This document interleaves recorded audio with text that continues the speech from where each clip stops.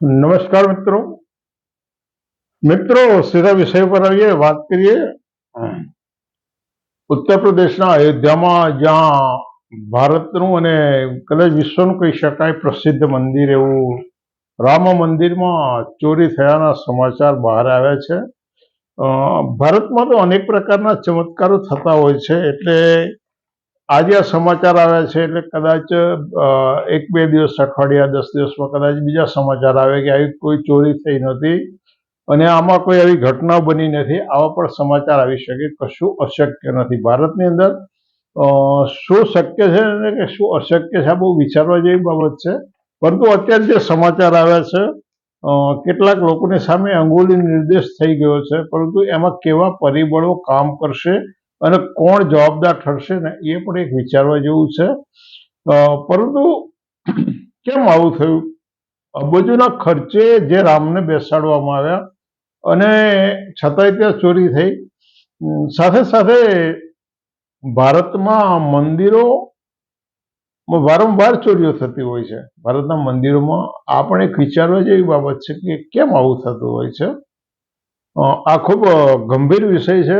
ભારતના મંદિરો, નાના મોટા મંદિરોની અંદર લાખો રૂપિયાની ચોરીઓ થતી હોય છે. 2020ની અંદર કાશી વિશ્વનાથ મહાદેવના મંદિરની અંદર લાખો રૂપિયાના ઘરેણાની ચોરી થઈ હતી, આભૂષણોની ચોરી થઈ હતી અને એ વખતે એના જે મહંત હતા એમની પોલીસે ધરપકડ થઈ હતી.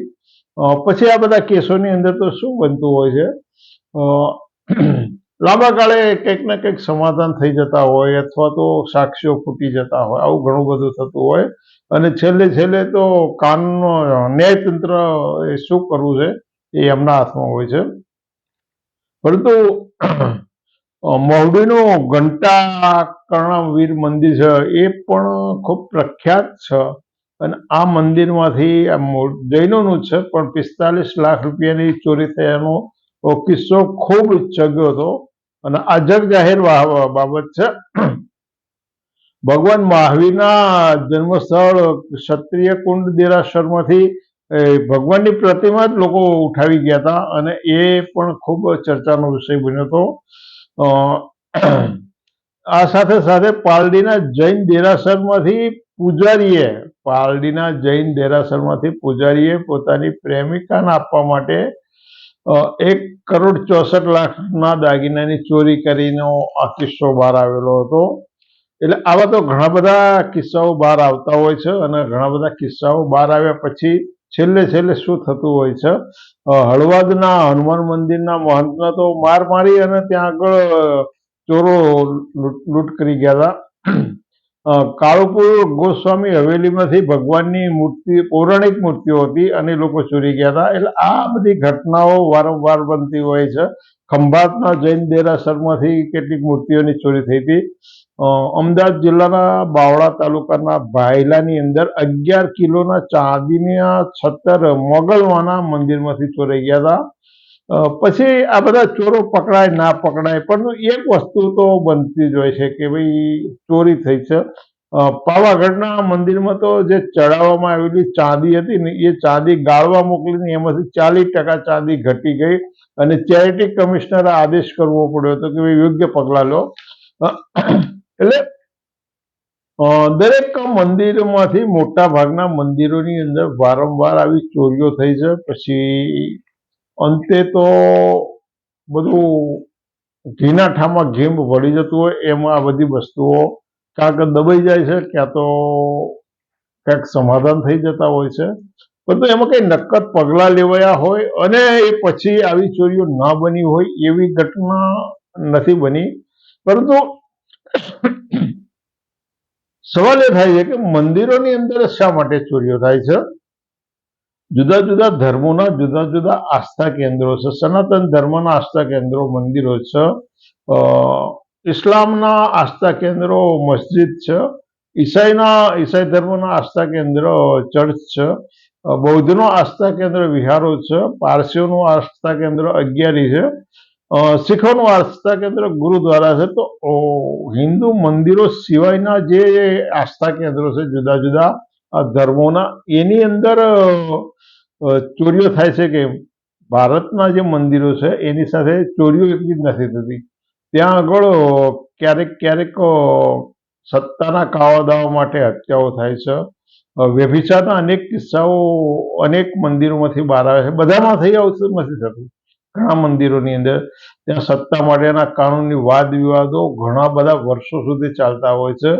એટલે સત્તા માટેના કાવા દાવા થાય, એમાં ચોરીઓ થાય, હત્યાઓ થાય, વાદ વિવાદ થાય અને પછી કાનૂની ખટલાઓ થતા હોય. આ બધું જ મંદિરોમાં કેમ બનતું હોય? મસ્જિદોની અંદર ચોરી નથી થતી, હત્યા નથી, વ્યભિચાર નથી થતો અને કાનૂની ખટલાઓ નથી થતા.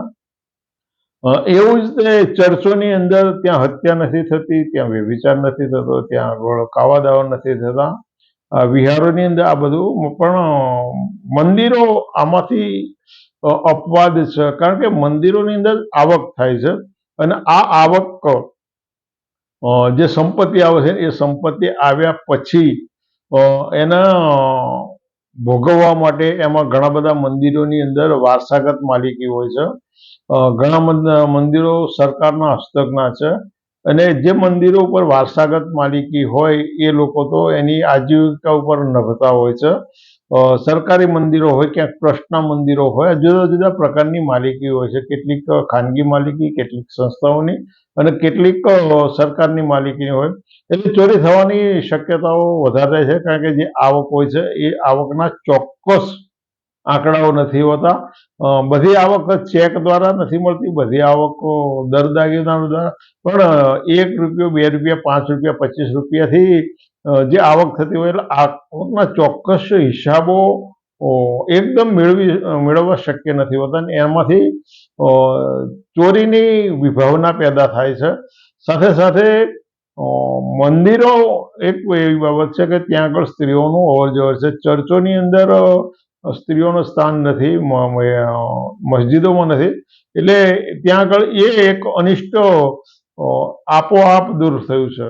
આ અનિષ્ટ એક આપોઆપ દૂર થયું છે, પરંતુ મંદિરોની અંદર આ બધું થયું છે. આ બધું થયા પછી પણ એના નિવારણ માટે શું થવું જોઈએ, એના નિવારણ માટે કોઈ પગલાં લેવાયા હોય અથવા તો કોઈ નક્કર પોલિસી ઘડી હોય એવું નથી બન્યું.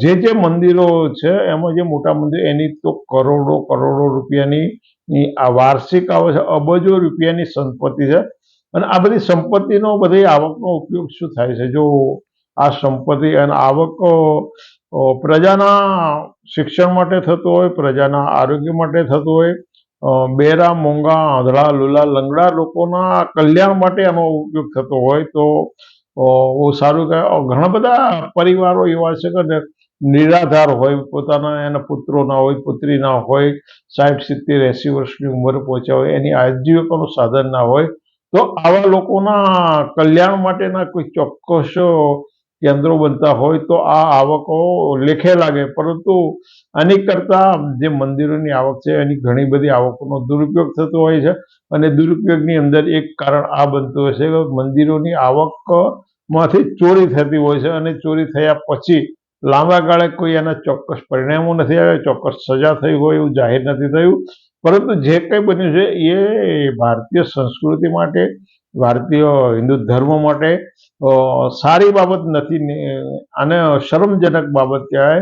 હિન્દુ સંસ્કૃતિએ ગૌરવ લેવા જેવી નથી, પરંતુ આ હિણપતભરી બાબત છે અને આવી બાબતો અટકે એવી આપણે અત્યારે તો ઈચ્છા વ્યક્ત કરીને આપણી વાત પૂરી કરીએ છીએ. તમને યોગ્ય લાગે તો ચેનલને આગળ મોકલજો, ના લાગે તો ભાઈ આપણે ફરી વખત બીજા વિષય ઉપર મળીશું. આવજો.